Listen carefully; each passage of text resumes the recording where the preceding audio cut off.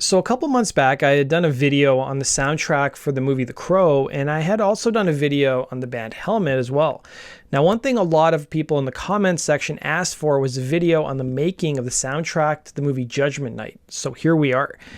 Picture it, 1993. The worlds of rock and rap might as well have been on different planets. It was an era of flannel and Timbs and mosh pits and breakbeats. On one side, you had the raw, angsty sound of grunge and alternative rock, which had a death grip on the airwaves. On the other, the bold rhythmic poetry of hip-hop was becoming the undeniable voice of a generation. They were two tribes separated by sound, style, and the politics of the music industry. But one movie, a pretty forgettable B-grade thriller called Judgement Night, was about to orchestrate an unholy alliance that would, well, change music forever. This is the story of how 11 wild, unexpected collaborations on a single album, from Run DMC to Living Colour to Slayer and Ice-T, tore down the walls between genres and laid the groundwork for a whole new sound. These are the untold stories of the Judgement Night soundtrack. Before we get started with today's video, if you guys want to support my channel, be sure to hit the like and subscribe button. And I've been told from a lot of my subscribers that they find themselves unsubscribed from my channel, or they don't see my new videos pop up. So make sure you turn on all notifications. And if you guys missed the announcement, I've started a second channel which covers shorter stories. The link to that channel is in the description box below. Now, by the early 90s, the lines between genres were drawn thick. Rock radio didn't play hip-hop, and hip-hop stations weren't spinning rock. To a lot of people, fans and record execs alike, they were just incompatible, maybe even enemies. Sure, we'd see flashes of crossover genius before. Back in 1986, Run DMC and Aerosmith famously smashed a literal and metaphorical wall in the Walk This Way video, a move that single-handedly resurrected Aerosmith's career and shoved hip-hop into the mainstream. A few years after that, thrash metal titans Anthrax teamed up with the fiercely political Public Enemy for a blistering version of Bring the Noise. It was moments like these that were groundbreaking, no doubt. They were tremors that hinted at a bigger earthquake to come.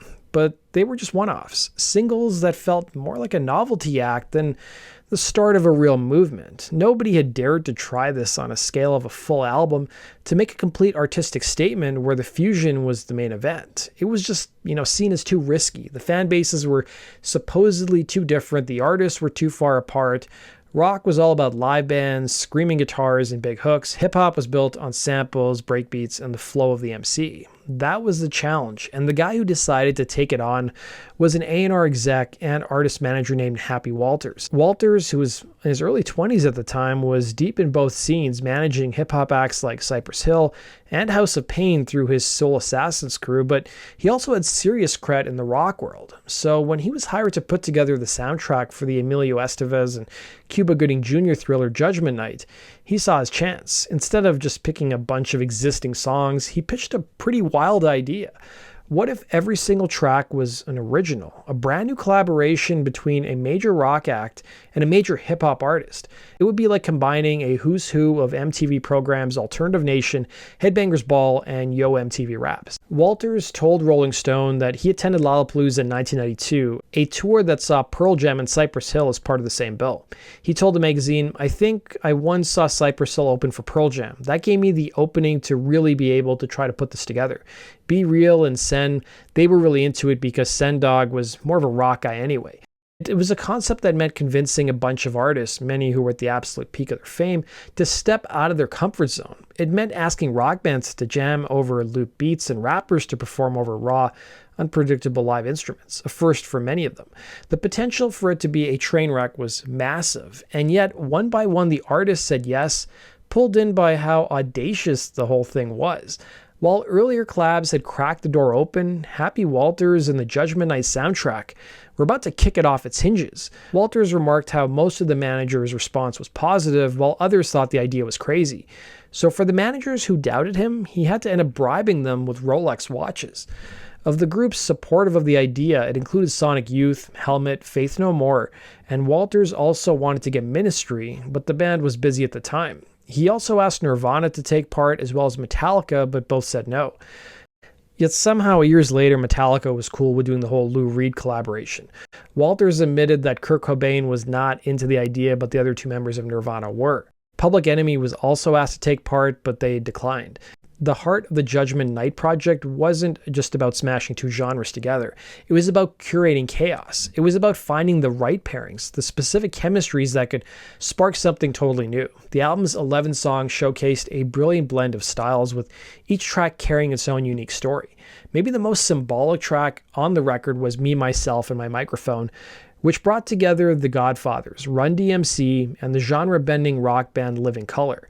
Run DMC had helped start this whole crossover conversation, and Living Colour, a band of incredible black musicians, had been blurring the lines between funk, metal, and hard rock for years. But because of scheduling conflicts, they actually had to record their parts separately. Now, despite that, the result is seamless. Vernon Reid's blistering guitar licks feel like they were in direct conversation with the back and forth flow of Run and DMC, making the track a perfect opening statement for the album's mission.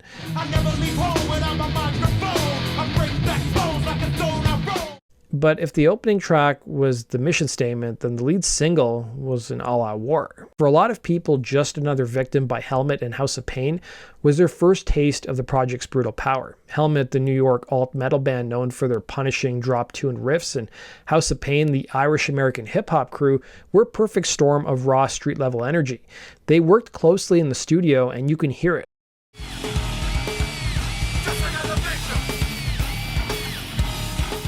Page Hamilton's jagged riff lays a concrete foundation for Everlast Swagger, forging an anthem of raw aggression that became the soundtrack's standout hit.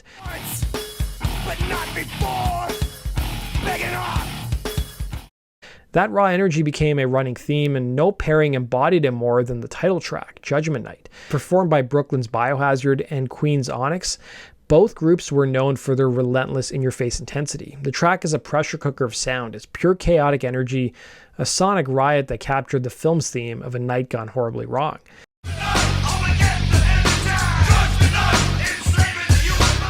Still, the album's most legendary heavy pairing came from the unholy alliance of titans, Slayer and Ice-T.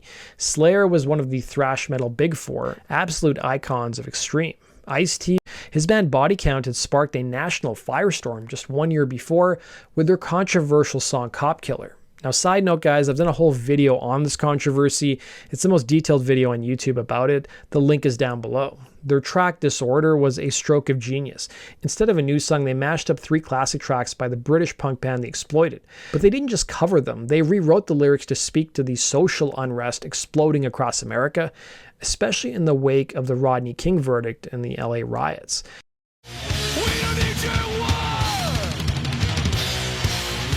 It was a pairing that wasn't just sonically powerful, but politically explosive, proving this fusion could be as smart as it was loud.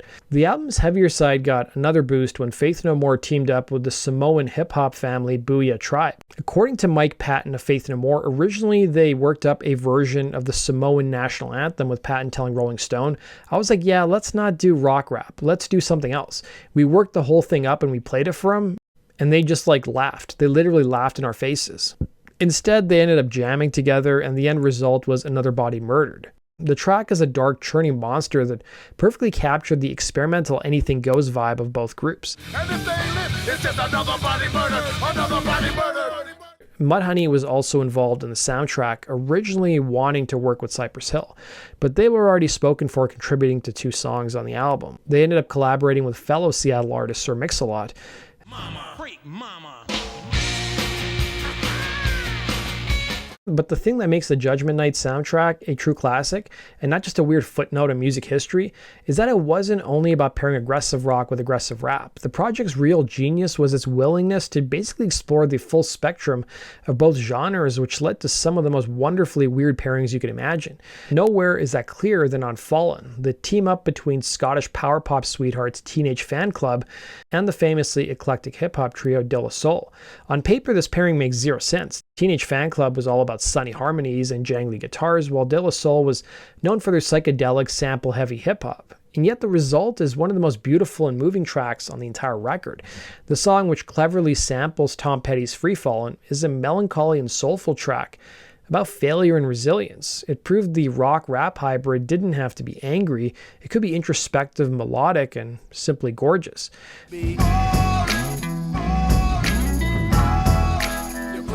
The experimental vibe kept going with I Love You, Mary Jane, a track that brought together the godparents of noise rock, Sonic Youth, with the smoky laid-back flows of Cypress Hill. This wasn't a mosh pit anthem, it was a paranoid, hazy soundscape.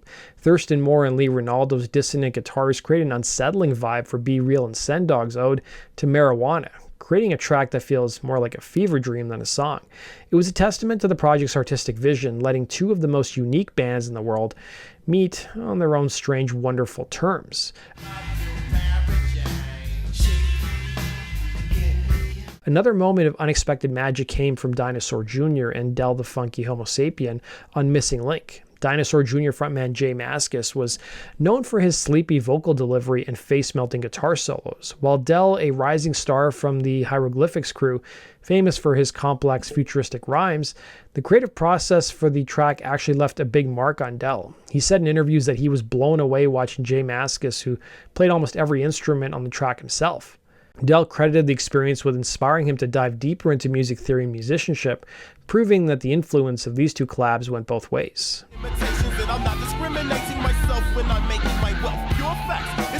Now, Pearl Jam and Cypress Hill, who planted the seed of the idea for the entire album, also appeared together on the record.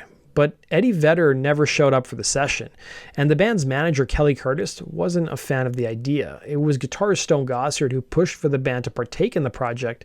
The end result was the song Real Thing. Of course, not every attempt at a perfect pairing worked out.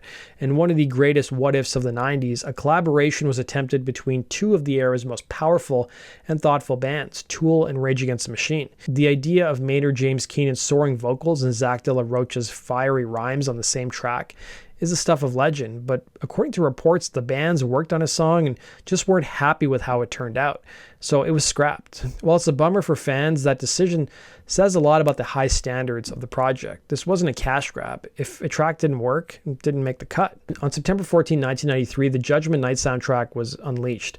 The movie it was attached to came and went, quickly fading into obscurity.